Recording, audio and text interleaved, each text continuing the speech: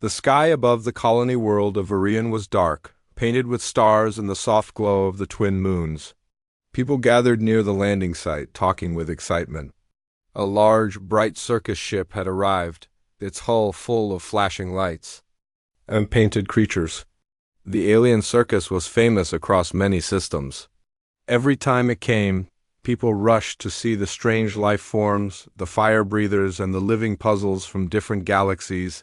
Leo, the human mechanic, wasn't interested. At first, he was fixing a power grid near the edge of the landing area when he heard a child shout, "Look, it's starting!" Something in the boy's voice made him pause. Curiosity pulled him in. He cleaned the oil off his hands and followed the crowd inside. The circus dome, colorful lights flashed over steel bars and stages.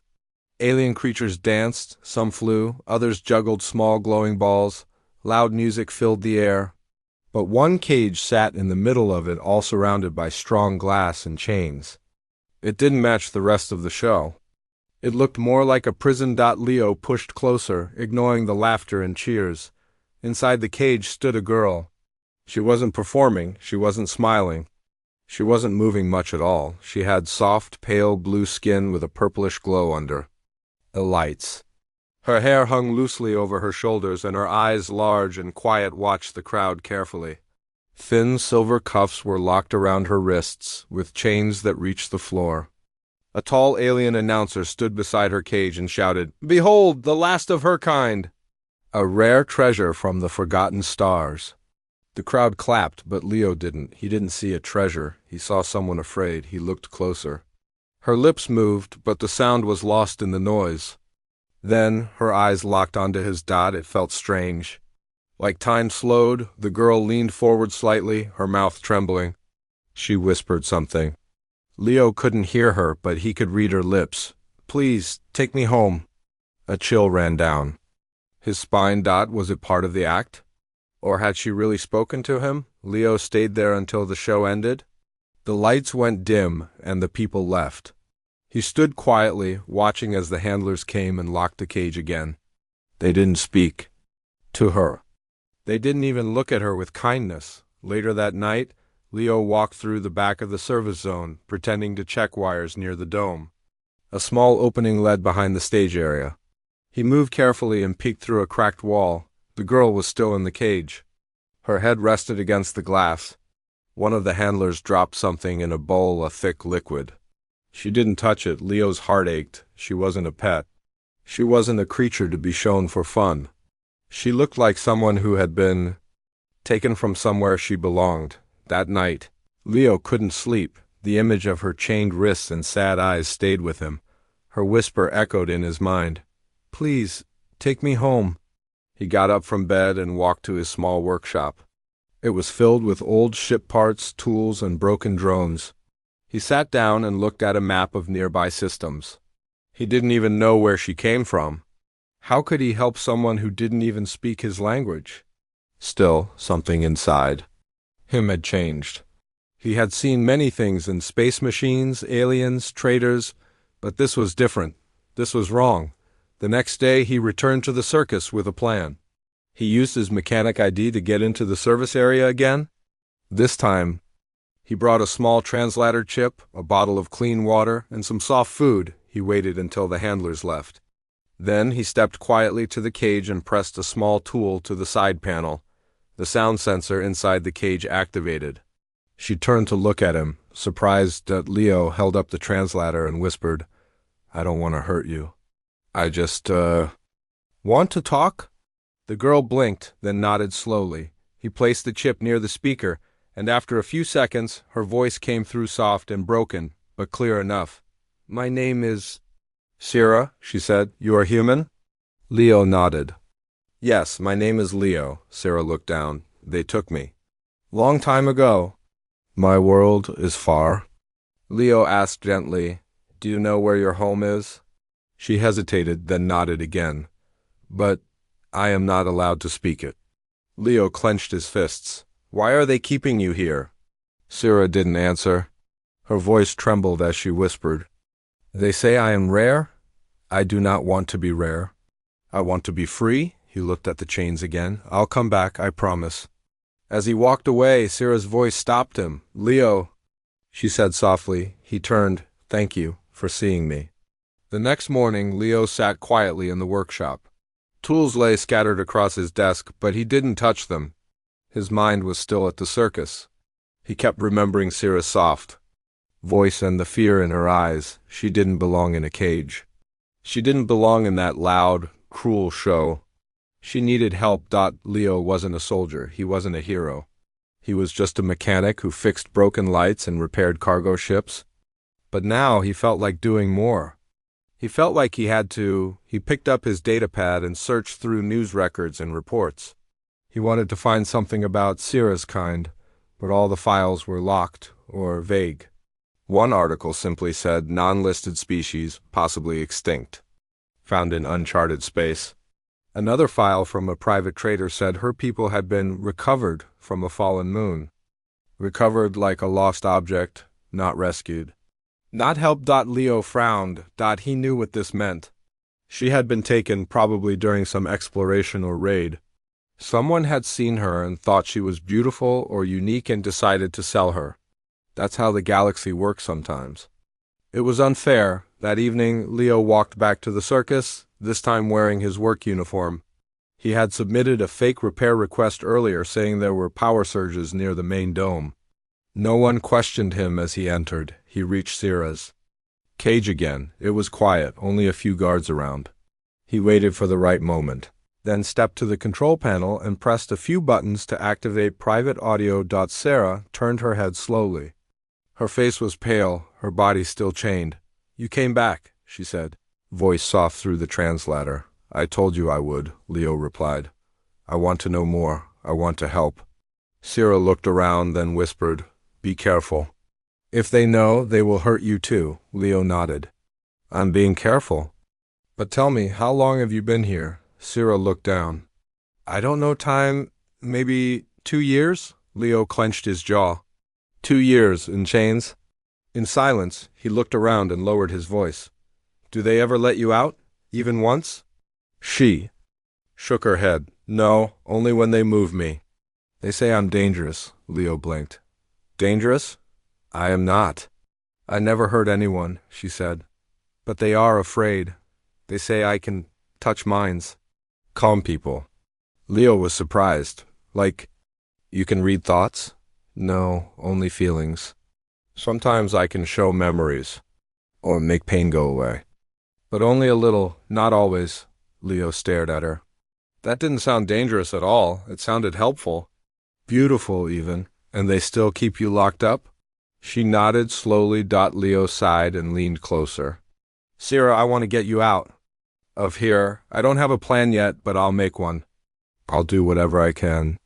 Sarah's eyes glistened, and her voice was barely a whisper. Why do you care? Leo didn't answer at first. He just looked at her, then finally said, Because no one else is listening to you. Because you asked me to take you home. And because no one deserves to live in a cage. Sarah looked at him for a long moment. Her fingers gently touched the glass between them. That night, Leo returned home and sent a secret message to an old friend, a trader who used to run underground cargo routes. He asked if there were any safe paths through the outer sectors, away from patrols or bounty stations. The trader replied, Why? You planning to smuggle something? Leo answered only one word, someone. The trader didn't ask more questions. He just sent back a list of hidden routes. Over the next few days, Leo visited the circus again and again, always pretending to repair something. He slowly disabled parts of the cage alarm system one wire at a time. He studied the guards' movements, memorized their shifts, and marked the weak spots. He brought Sarah clean water and real food. At first, she ate carefully. Later, she smiled softly and even laughed once when he slipped and dropped a pack of fruit cubes. That sound. Her laugh was the first joy he had seen in her, but time was running out. One evening, Leo heard a whisper between two handlers. We leave this moon in 2 days. Move the creature early. The buyer wants a private showing. Leo froze. A buyer? They were going to sell her. He couldn't wait any longer. His heart pounded. He walked away fast, his mind racing. He had only one chance. To help her escape, that night he stood outside under the stars and looked up at the circus ship. Somewhere inside she was sleeping still in chains. Still hoping. Leo took a deep breath. He didn't know if he would succeed. He didn't know if he would survive, but he knew one thing for sure. He wasn't going to let her be sold. He was going to set her free. The day after Leo heard about the buyer, he woke up feeling restless. His mind raced with plans and worries. How could he help Sira escape before the circus left the moon? Time was short, and the guards grew more watchful. Leo packed a small bag with tools, some food, and the translator chip he had made to help talk to Sira. He knew this night could change everything. As evening came, Leo slipped into the circus grounds again, blending with the workers who prepared the show. The lights flashed and music echoed in the distance. But Leo's focus was only on one thing, the cage where Sira was held. He reached her cage and crouched beside it, whispering through the translator, "Sira, I have a plan to get you out, but you have to trust me." Sira looked at him with tired eyes but nodded slowly. "I trust you, Leo." Leo smiled softly. "Good, we don't have much time. I will cut the chains and unlock the cage. You must be ready to run." She swallowed hard and asked, "Where will we go?" "I don't know yet," Leo admitted. "But anywhere is better than here." He worked quickly, using his small tools to pick the locks on her chains. The metal clicked softly and she rubbed her wrists with surprise and relief. Suddenly, footsteps echoed nearby. Leo froze. A guard passed by, nodding at him but not noticing what he was doing. When the coast was clear, Leo whispered, "Now, slowly." "Step out." Sira stepped forward, her legs shaking but steady. For the first time in years, she was free of the chains. Leo led her away from the cage, guiding her through dark corridors and past sleeping guards. The circus ship was large, but Leo knew the way. He had memorized the patrols and doors. At one point, Sira stopped. "I'm scared." Leo held her hand. "I'm here. We will be okay." They reached a storage room filled with crates and old equipment. Leo opened a small maintenance hatch and motioned her inside. The hatch led to a narrow service tunnel that ran under the ship. They crawled through the cramped space, careful not to make noise. Sira's breathing grew steadier. After what felt like hours, they reached the shuttle bay. Leo pointed to a small craft hidden behind cargo containers. "That's our ride," he said. Sira smiled faintly. "You are very brave." Leo shook his head. "I'm just a man who hates seeing others suffer." He started the shuttle's engine quietly and opened the hatch. The cold night air filled the cabin, just as they prepared to lift off. Alarms blared throughout the ship. Red lights flashed and loud voices called out orders. "They found us," Leo said urgently. Sira's eyes widened. Go now." Leo pushed the throttle forward, and the shuttle shook as it rose from the bay. The circus ship's security forces scrambled after them, but the small craft was fast. Through the cockpit window, Leo saw beams of light shoot toward them. The shuttle shook violently. One beam hit the wing, and a warning beep sounded. "We can't stay here," Leo said, his voice steady despite the danger. "I'll take us to the forest moon. It's nearby." The shuttle entered the atmosphere, descending into thick trees and fog. Leo guided it to a rough landing spot near an old abandoned outpost. They jumped out quickly, the forest quiet except for distant calls of strange creatures. Sira looked around in awe. "It is beautiful," Leo smiled. "You're safe for now." They hid the shuttle beneath fallen branches and moved toward the outpost. It was old and rusty, but it had shelter. Inside, Leo pulled out the translator chip and food. Sira ate slowly, her hands trembling less. Leo sat beside her. "Tell me more about your home." Sira's eyes filled with memories.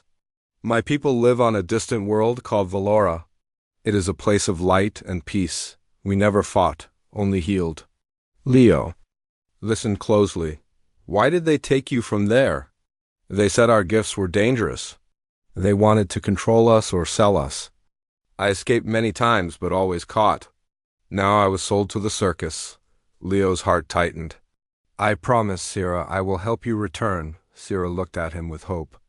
"Thank you, Leo." That night they slept side by side in the cold outpost. Leo thought about the dangers ahead. The circus would not stop chasing them. There were bounty hunters and traders who would sell Sarah again, but Leo was determined. For the first time, he felt he had a purpose beyond machines and repairs. He would fight for Sarah's freedom. No matter what, the forest was alive with sounds soft.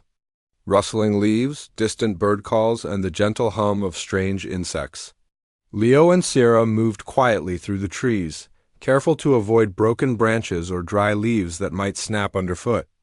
They knew the circus guards would soon send search parties after them, and every moment counted. Leo's heart pounded with every step. He had never been in a real chase before, but now he felt like a hunted man, yet he kept his focus. Sarah's safety depended on him. Sarah, still weak from her time in captivity, leaned on Leo as they walked. "Thank you for saving me," she whispered. "I never thought a human would help," Leo smiled, wiping sweat from his brow. "Humans are full of surprises. We don't give up easily." After a few hours, they reached a small clearing. Leo spotted an old, half-buried service outpost, a forgotten shelter from long ago. It wasn't much, but it would provide cover for the night. Inside, they found a worn table, some broken chairs, and old supplies scattered on the floor. Leo rummaged through the crates and found a box of medical kits and some energy bars. Sarah smiled faintly, then sat down carefully. "I want to rest," Leo nodded. "You need it. We'll figure out the next step tomorrow." As Sarah rested, Leo looked outside through a cracked window. The sky was darkening, and shadows grew long between the trees. He felt a deep worry. What if the circus caught up with them? What if they were not strong enough to fight? Suddenly, a soft noise outside caught Leo's attention. He moved closer to the door and peered through a crack. 2 figures approached, the circus's security guards. They were armed with energy rifles and scanners. Leo held his breath, hoping they wouldn't see the outpost. One guard stepped forward, aiming a small device at the door. "They couldn't have gone far," he said. "Keep searching." Leo backed away silently. He had to think fast. When the guards passed by, Leo turned to Sarah. "We can't stay here. We need to move deeper into the forest." Sarah stood, steadying herself. "Where will we go?" Leo pointed to a small map he had pulled from his bag. "There's a trader station about 50 kilometers east. It's a place where people hide from the law. They might help us." Sarah nodded, and they packed what little they had. The journey through the forest was slow. Sarah's strength was still low, and Leo had to support her many times. But she never gave up along the way. Leo asked, "Tell me more about your abilities.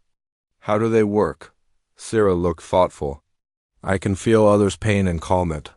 Sometimes I can share memories to help someone understand or heal." Leo looked surprised.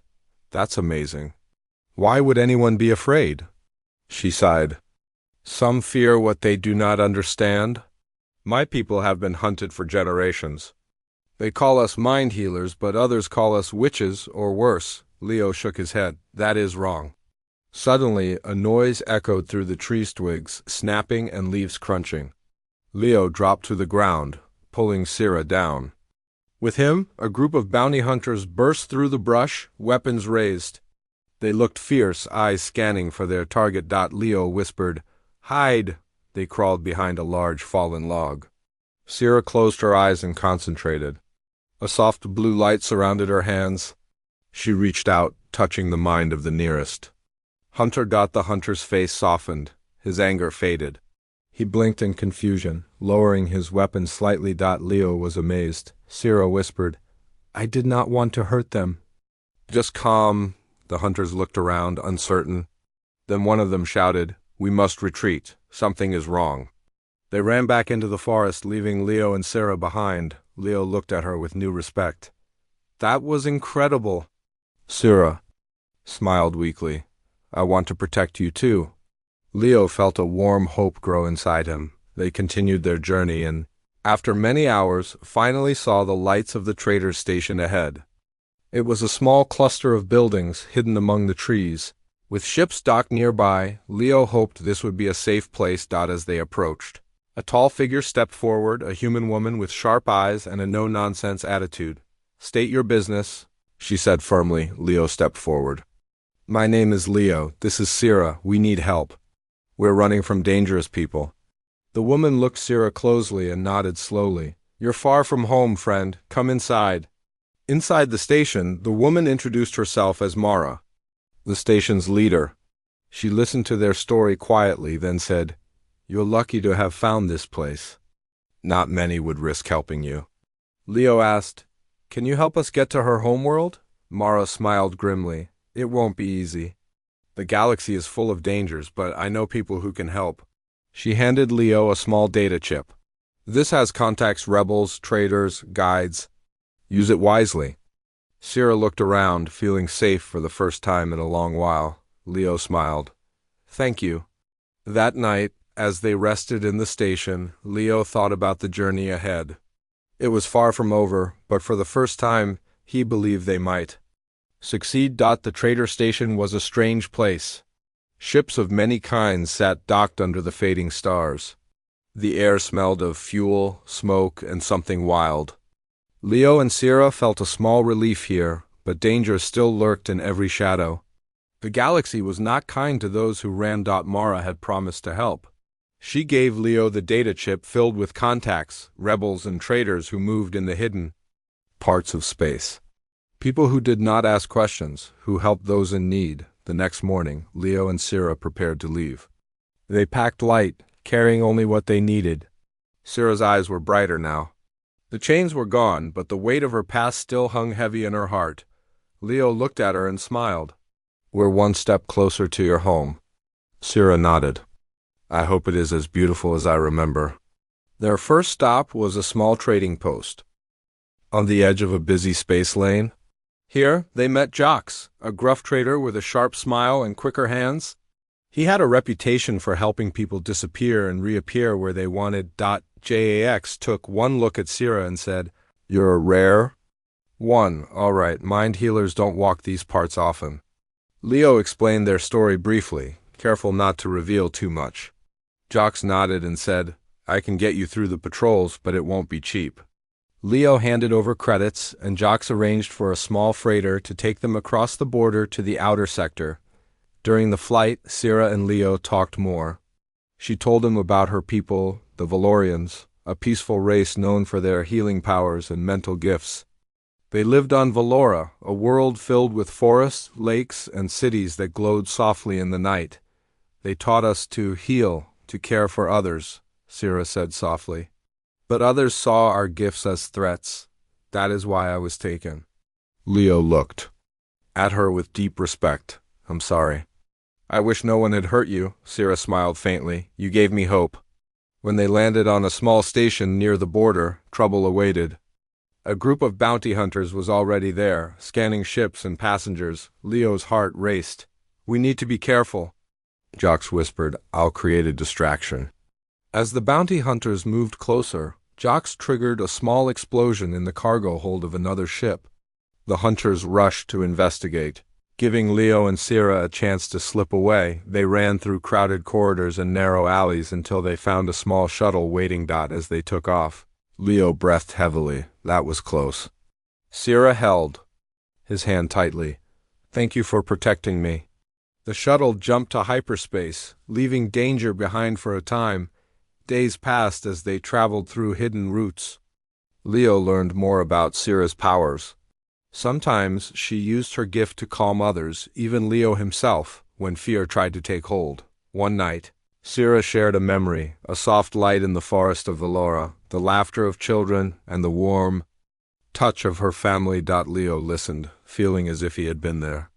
He wished to see it with his own eyes. Finally, they arrived at a small rebel base hidden in an asteroid field. The rebels greeted them with caution but quickly accepted Sira as one of their own. The rebel leader, a tall woman named Rena, looked at Leo. You've done a brave thing bringing her here. Leo nodded. She deserves to be free, Rena smiled. We will help her get home. But it will take time. Sira felt safe among the rebels, and Leo found a new strength in her hope. Together, they planned the final leg of the journey, a secret jump to Valora itself, but the galaxy was watching. The circus and bounty hunters had not given up. Their Pursuit was relentless. Leo looked at Sira and said, "We're almost there. Stay strong." Sira squeezed his hand. "With you, I can." The rebel base was quiet but tense. Every person there knew the danger of helping fugitives. Leo and Sira had only a short time to prepare before they would make the secret jump to Valora. The small group worked fast, repairing the shuttle and gathering supplies. Sira watched Leo as he worked, hands steady despite the pressure. "You are stronger than you look," she said softly. Leo smiled, wiping sweat from his brow. Only strong because I want to protect you." Her eyes brightened. "Thank you." That night, as the stars shone through the base's dome, Sarah and Leo talked quietly. She shared more about her people and their peaceful ways. They believed in healing and helping others, not fighting. Their gifts were a blessing, but the fear of others had made their lives hard. Leo listened, feeling a deep respect for her courage. "Your world sounds wonderful. I can't wait to see it." Sira nodded. "I hope my family is still there." The next morning, the shuttle was ready. The rebels gave Leo a set of coordinates that would lead them through hidden routes, avoiding patrols and bounty hunters. As they boarded, Leo looked at Sira. "Are you ready?" She took a deep breath. "I am. Let's go home." The shuttle lifted off quietly, leaving the rebel base behind. The journey through space was long and silent, filled with hope and worry. Suddenly the ship shook violently. Red lights flashed. "Alert!" Leo shouted. "We're being followed." Sira stood and placed her hand on his shoulder. "Calm, I will help." She closed her eyes and focused, sending a wave of calm through the ship. Leo felt his fear lessen. The shuttle's sensors showed an enemy ship closing in Fasta. Bounty Hunter's vessel. Leo pushed the throttle forward. Weaving through asteroid fields and nebula clouds, the enemy fired beams, but Sira's calming power seemed to confuse their targeting systems. After a tense chase, the bounty hunters gave up and disappeared into space. Leo sighed with relief. "That was too close," Sira smiled weakly. "We are safe for now." Days later, they finally reached the outer edge of Valora's system. The planet looked like a blue-green jewel, covered with forests and oceans. Sira gasped. "It is beautiful." As they approached, sensors picked up a small rebel fleet guarding the planet's orbit. These were Sira's people, her family's friends. Leo prepared to communicate. "We come in peace." The rebels allowed them to land on a hidden base in the forest. As they stepped onto the soft grass, Sira felt tears in her eyes. "This is home," she whispered. Her family and friends greeted her with open arms. The joy was overwhelming. Leo watched as Sira embraced her loved ones, feeling a strange happiness in his heart, but their reunion was not without risk. The circus and bounty hunters still hunted them. Sira turned to Leo. "You saved me," Leo smiled. "You saved me too." Together they prepared to defend Valora and protect its peaceful future. The air on Valora felt different to Leo, softer, calmer, filled with the sweet scent of flowers and fresh rain. Everywhere he looked, tall trees with glowing leaves stretched toward the sky, and gentle rivers wound through green valleys. This was a world of peace, exactly as Sira had described. Sira stood beside him, her eyes shining with tears of joy. "I'm home," she whispered, "at last." Her family and friends surrounded her, warm and welcoming. They spoke softly in their native language, but Leo could feel their kindness like a quiet song in the air. Sira's mother held her hand tightly, and her father's proud smile told Leo everything he needed to know. Sira was safe. Yet, despite the joy, Leo felt a shadow of worry. The circus and bounty hunters had not stopped hunting Sira. The galaxy was not a kind place for her. Those who had been taken and sold like objects. Sira noticed his concern. "They will come," she said softly, "but we will be ready." The Valorians were not just healers. They were guardians of their world. They prepared quickly, setting up defenses and calling allies across the nearby systems. Leo helped where he could, fixing communications and repairing old ships. He worked alongside Sira's people, learning their ways and feeling a growing respect for their strength and wisdom. Days passed, and the calm before the storm grew heavier. One evening, while the sky was painted with stars, a distant fleet appeared. dark shapes moving through space toward Valora. The circus had called reinforcements, and the bounty hunters had gathered a small armada. Leo stood on the hill beside Sira, watching the approaching ships. "They want to take you again," he said quietly. Sarah took his hand. "We will not. Let them." The Valorians prepared for battle, but not with weapons and anger. They used their mental gifts to shield their planet and calm the attackers' minds. When the enemy ships entered Valora's orbit, a wave of calm and peace spread. Through their crews, confusion spread among the attackers. Some ships slowed, others turned away, unwilling to fight. Leo watched in awe. "Your people's power is amazing," Sira smiled. "It is a gift. And a responsibility." The enemy fleet soon retreated, leaving Valora untouched. Cheers rose from the Valorian defenders. Leo and Sira hugged tightly, relief washing over them. In the days that followed, Leo was invited to stay on Valora as an honored guest. He learned their customs, shared meals, and grew close to Sira's family. One evening, under the soft light of Valora's moons, Sira turned to Leo. "You saved me," she said. "More than that, you showed me kindness when I had none. You made me believe in hope," Leo smiled. "You saved me too. You showed me the strength of peace and courage." Sira took his hand and looked into his eyes. "Will you stay? Will you be my home as I am yours?" Leo's heart swelled. "I will." They stood together, watching the stars, knowing that their journey had only just begun. Valora was safe, and so were they together.